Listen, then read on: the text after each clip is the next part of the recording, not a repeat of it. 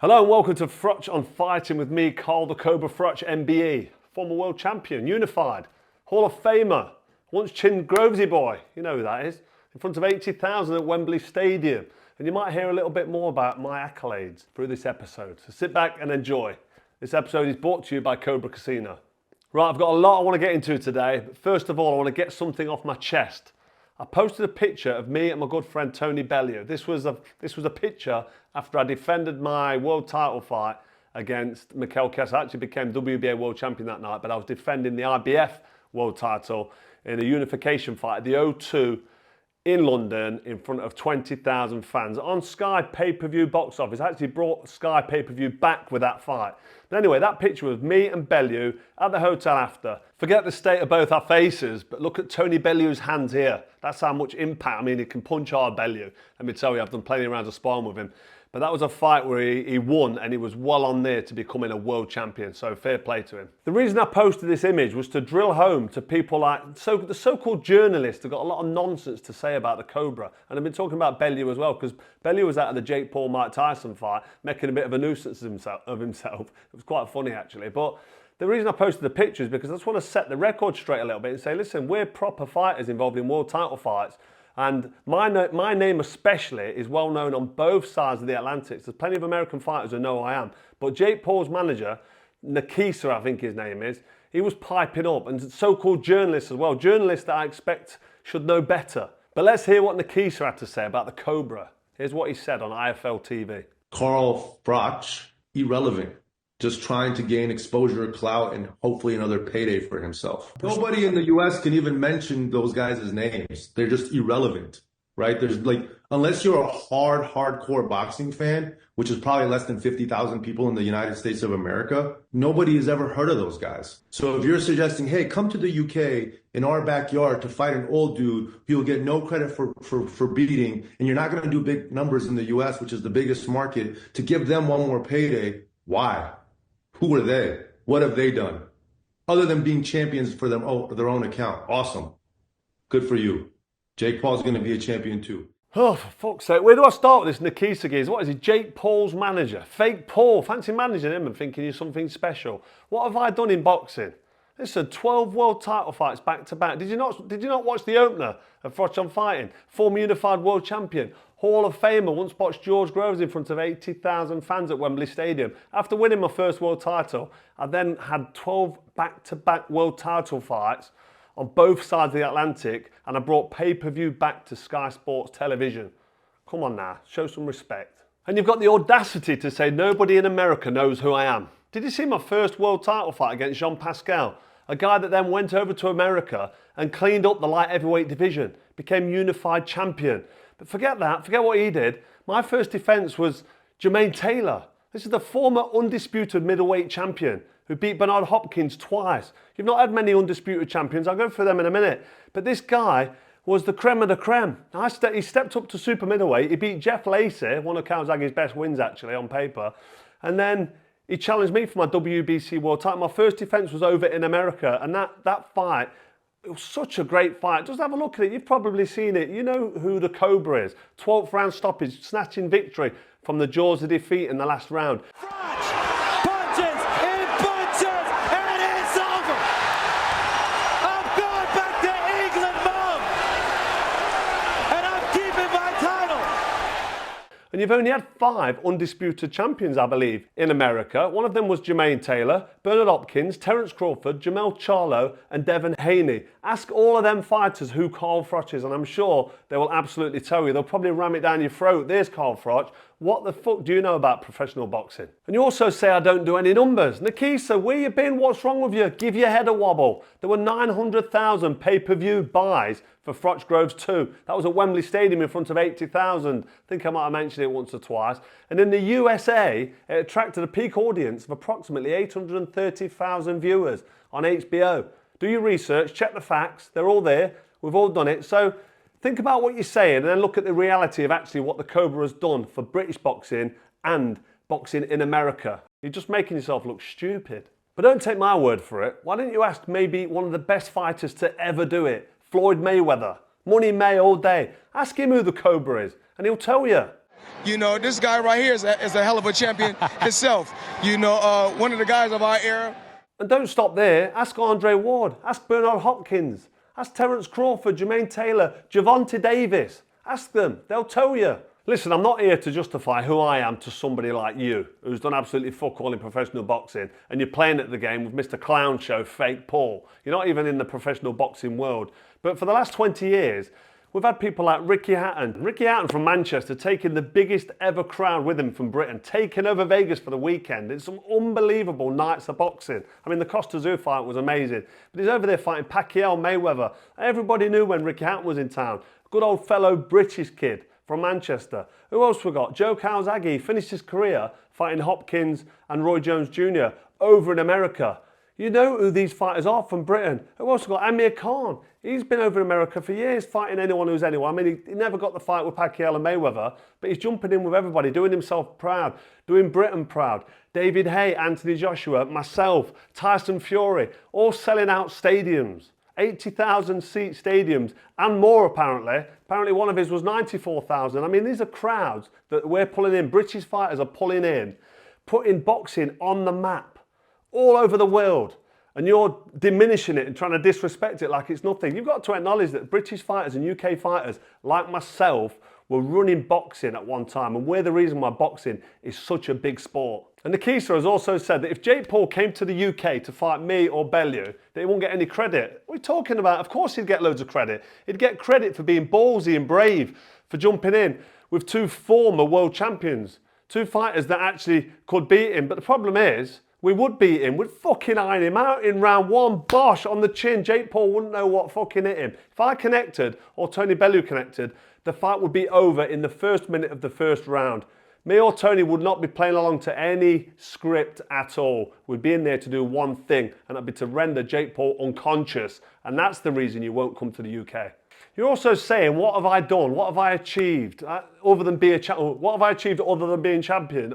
That's something that Jake Paul's never going to fucking be. Jake Paul will not be a world champion. It makes me laugh thinking about Jake Paul being a champion. But anyway, you said, who am I?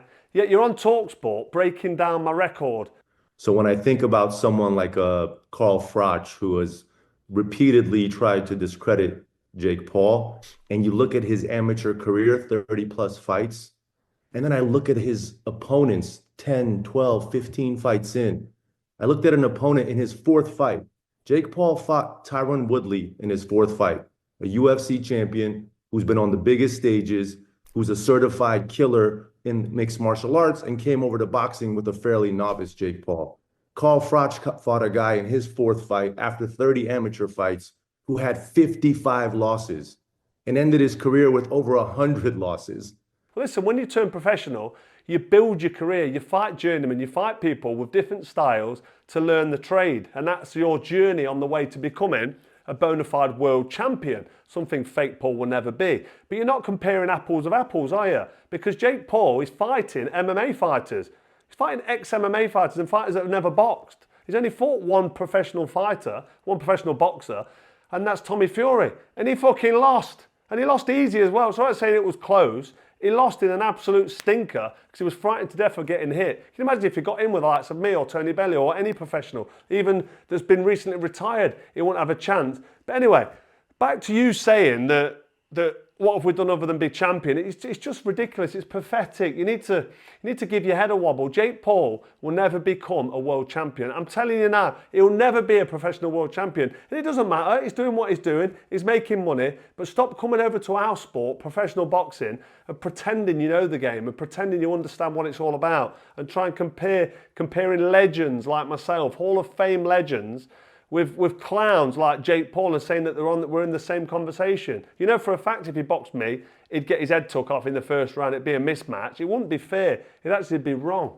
Jake Paul's never going to be a champion. It makes me laugh when I think about him fighting Canelo Alvarez. Surely you wouldn't be that stupid to chuck Jake Paul in there with Canelo Alvarez. But you're talking a good one. I mean, you shock me and put him in with Canelo. Let's see what happens. And finally, I just want to show this clip of Nakisa giving Fake Paul a fake belt. I mean, it's quite fitting. He's got this shiny, brassy, plastic-looking belt. I mean, I think my son's got one. He got it out of out of a bloody raffle prize at the school's bloody final leaving do when he left infant school. It's like a plastic, I don't even know what it is. You tell me what it is. But it's calling him, he's going to be a world champ, and this is the world champion, the best heavyweight type belt. Talking absolute bollocks, giving fake Paul a fake world title belt absolutely sums you up for the fucking clown show that this whole world is that revolves around Jake Paul. It must end soon because I don't even know who he's going to fight next. I don't know who's going to be. I mean, the Mike Tyson do was a good idea. It was a good plan. Everyone thought Mike Tyson might just chin him. But where are you going to go now? Where can Jake Paul possibly go? You've had one fight with a professional boxer because Mike Tyson's no longer a professional boxer at 58 years old. The one fight was Tommy Fury. He got fucking beat, done. Like, it wasn't even really in the. It was just an easy win, really. It was a shit fight. Where does he go from here? I've already laughed my head off about fighting Canelo Alvarez, but this fake belt really does sum up the whole clown world that you lot live in. So before I go, I want to talk about some so-called boxing journalists. Ariel Helwani, talking shit. He was talking shit on his show last week. Absolute nonsense, really exposing his knowledge, his limited knowledge for the professional boxing world. Have a listen to this. And then you have Carl Froch begging for it. You have Tony Bellew. Ah, these are the ones. See now, finally, how long's it gone? 20 minutes, you finally got into the realm of real fights that I want to see him fight. Okay, Tony Bellew, Carl Froch, Andre Ward. Can I tell you something right now? Tony Bellew, and I like Tony a lot. One side of his mouth says, this is a sham. Other side of his mouth took a payday to fly from the UK to Texas to sit there for 1 minute of camera time. Guess what? The betting company that paid him ain't paying him to crash any other press conference. So you have to at least acknowledge that you are all trying to take from him. Now the other thing is, him being good for boxing. I mean, boxers. Okay, and the other thing is, much love, Tony, much love. He was sitting there. I was doing the press conference. Not a soul knew who he was. Point is, Tony Bellew versus Carl Froch does nothing, or Carl Froch do nothing in America. You acknowledge that, yes? Okay. Come on. Carl Froch. So that's Ariel just talking absolute bollocks about the Cobra, looking for a payday, and people saying, who's Carl Froch? If I fought Jake Paul in America, it'd be massive, because everyone would think, fucking hell, Jake Paul's about to get ironed out by the Cobra.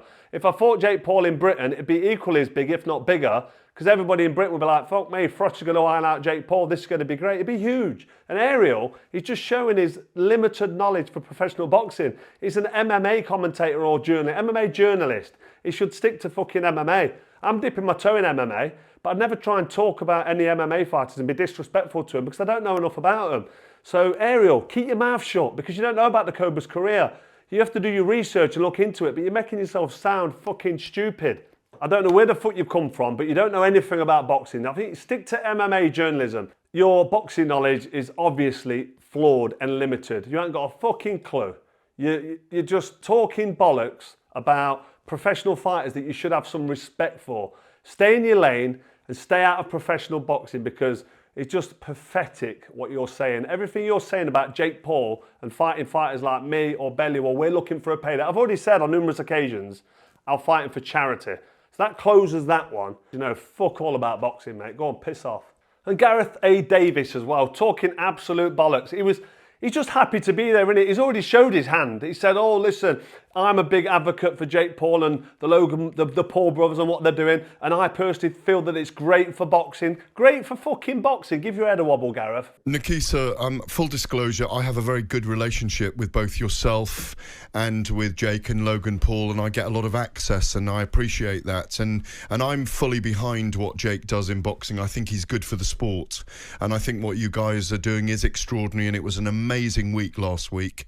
I think we were all seduced by wanting Mike Tyson to roll back the years and give Jake a much harder time than he did. I think the marketeering that you guys do, as you're speaking right now, is very brilliant. Okay, now, how is it great for boxing what they're doing? They're taking the piss out of the sport, but you've showed your hand. You've said, "Oh, I get access to the changing rooms, and you give me interviews, and I'm very, very, very proud of that, and I appreciate it." I mean, fucking hell, can you kiss his arse anymore by just showing that hand that you're just happy to be there? It's pathetic. It's embarrassing. Just back the fighters up. And as for saying Jake Paul could beat me, I mean, that's just fucking ludicrous. I don't think anybody except for Jake Paul and his fanboys, the team around, would even go anywhere near agreeing with that. It's just ridiculous. So Gareth, give your head a wobble, mate, and sort yourself out, because what you're doing now is you're disrespecting professional boxing and fighters that you know are your mates. You know, people that think a lot of you, even though you talk shit quite a lot. We're still on a good friendly vibe, aren't we? And to listen to you talk to Nakisa the other day, I mean, it's embarrassing. But this is the problem with boxing journalism. I mean, you see, fair play to Adam Cattrall. He had a go. He tried, but then he ended up being friendly, didn't he? But Gareth A. Davies, there's loads of boxing journalists I could mention. They're not asking the right questions. They're not being honest because they're worried about their access. Gareth talking about, I get to get in the changing rooms and I get to speak to you and I'm also very friendly with you all. He doesn't want to lose his access. He's going to play along with their tune and go along with the bullshit that is Jake Paul potentially becoming a world champion and maybe fight. Like, he's on about he'll beat me. I mean, that's a fucking joke for a start and an insult, by the way. But fighting Canelo Alvarez and maybe having a chance against Canelo.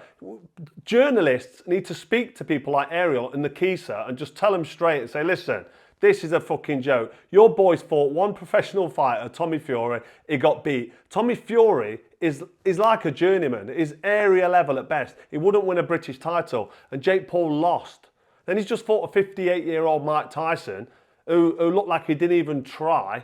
So just be honest. Just tell Jake Paul's manager and tell Jake Paul's press or go on a loudspeaker on TalkSport or wherever. Just be honest and say, look, Jake Paul's fucking useless. He's not and never will be a professional boxer, and he'll get not one iota of a chance of ever becoming a fucking world champion. It's laughable. When I speak about it, it's like I'm trying to preach to the converted. I'm in a church telling the priest to believe in God. These people should already know this. In fact, they do already know it, but they're frightened to be honest and tell the truth because they want their little slip in through the back door. They want their little ringside access just to get where they want to get within this clown show that is Jake Paul. What is happening to boxing? What's happening? I mean, is professional boxing being negatively affected by all this clown show, this misfits boxing? I don't mind the misfits so much, but the YouTuber stuff that gets massive numbers, like Jake Paul, Mike Tyson, getting massive numbers on Netflix. Problem is, he's got nowhere else to go. But we have to watch and listen to this shit, and then we have to listen to it getting compared to real boxing. It should be just left totally separate to actual real boxing. The biggest boxing match this year should be Alexander Usyk against Tyson Fury in the rematch. Their rematch is before Christmas. That's the biggest fight, really, for me. You've now got Tommy Fury fighting Darren Till. Darren Till's an ex-MMA fighter. And he's now fighting Tommy Fury, and that'll probably do big numbers, and that'll be a big fight. We don't want these fights being associated with professional boxing. We don't want fake Paul hanging around with his fake fucking belt, what Nakisa gave him the other day. We don't want him hanging around the real boxing world. We want these guys just to fucking get in their own little lane, stay in their own little joke shop clown world that they're in, and leave the professional boxing world alone. But the problem is, people are buying into it, and you've got people like the journalists that I've talked about going along with it, saying, yeah, maybe he would beat Froch. I'm fucking 10 years retired, 11 years nearly. Well, maybe he would beat Carl Froch. No fucking chance, but it shouldn't be a subject. I've been retired 11 years. You're talking about Canelo Alvarez, which I've already mentioned. It's pathetic. I'm a bit worried about where it's going. I want professional boxing to remain the main sport, the main pugilist, pure professional boxing with world titles, WBC, IBF, WBA, no fucking joke shop pony belts, what Nakisa's handing to Jake Paul. Professional boxing should be left alone. I mean, they're doing 2-minute rounds, 8 2-minute rounds. It's a 3-round sport. They're wearing 14-ounce gloves. They should be wearing fucking 10-ounce gloves.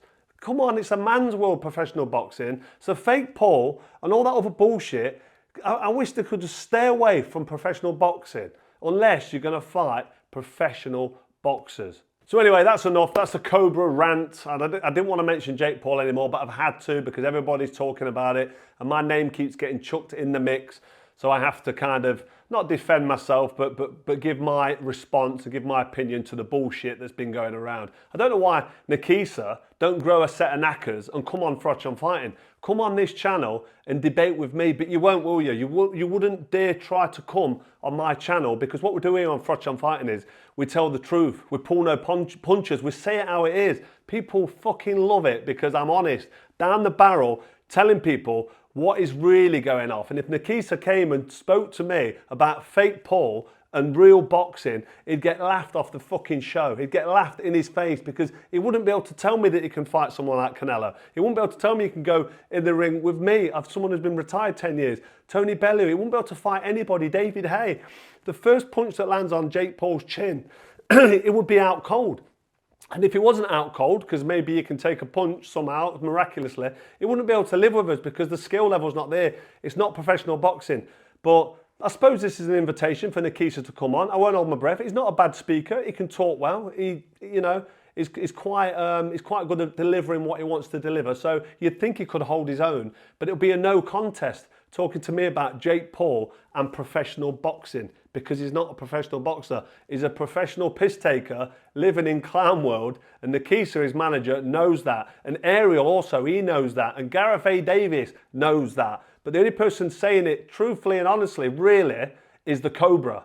So thanks for tuning in to Froch on Fighting to get your update on what's really happening in this fucking clown world that they call, I don't know, what do they call it, because it's not professional boxing. But hopefully that's going to be the last we hear of Jake Paul. I don't know where he goes next. We've already talked about him. But thanks for tuning in. We'll be back very soon. Hope you enjoyed it. Don't forget to like, share, hit subscribe, and we'll see you very soon.